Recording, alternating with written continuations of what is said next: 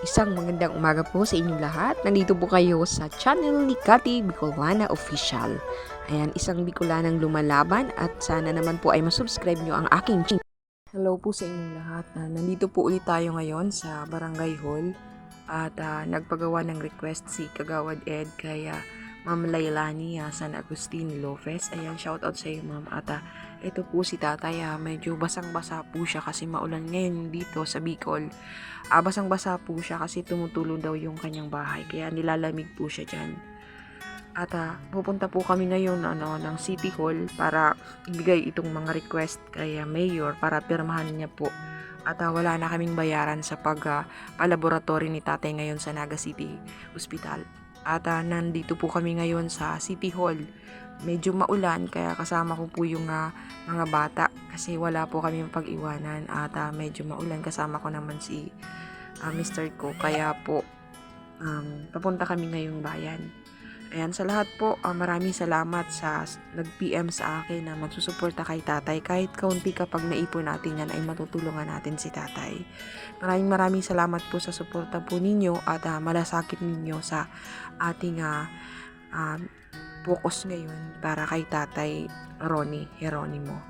Ayan, shoutout po sa lahat na gustong tumulong para kay tatay Geronimo para po siya ay makapagpagamot at maging maayos ang kanyang tutuluyan. Ayan, papunta na po ako sa office ni Mayor at sana po ay may makuha tayong good news para kay tatay. Ayan, sana po parati tayong gagabayan at sa lahat ng ating mga ginagawa ay maging matagumpay. Medyo pila po kami kasi kasama ko yung mga batang kukuha ng scholar. Yun, ito yung mga batang nag-aaral at kumukuha sila ng scholar para kay Mayor. Medyo huli tayo sa pila pero okay lang, kaya nating mag-antay para kay tatay. Ayan, nandyan na po ang ating butihing Mayor. Mega love shoutout po at ay kay Nikki na Corvus.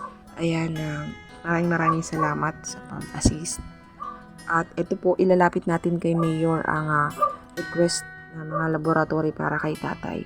Ayan, maraming salamat po, Mayor Nelson Ligacion ng Naga City. At kami po ay pinagbigyan mo at binigyan niya po kami ng voucher sa South Star Drug para pambili ng gamot ni tatay kapag meron na siyang reseta sa kanyang mga gamot. Ayan, maraming salamat po sa lahat na tumulong. Ayan po, nakapila po kami para sa x-ray ni tatay. At ito po, kasi kapag libre, maraming requirements, marami kang papapirmahan. Kaya natin yan. Ayan, medyo maulan po at maraming pila.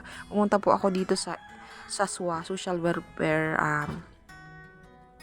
ayan, para po matulungan tayo at papapirmahan natin yung mga pre para ayan po si tatay medyo hinihingal siya at napapagod kasi po nga grabing ulan dito ngayon sa Bicol. Pero kaya yan tay, antayin lang natin. Ayan, nandito po kami sa Naga City Health Center.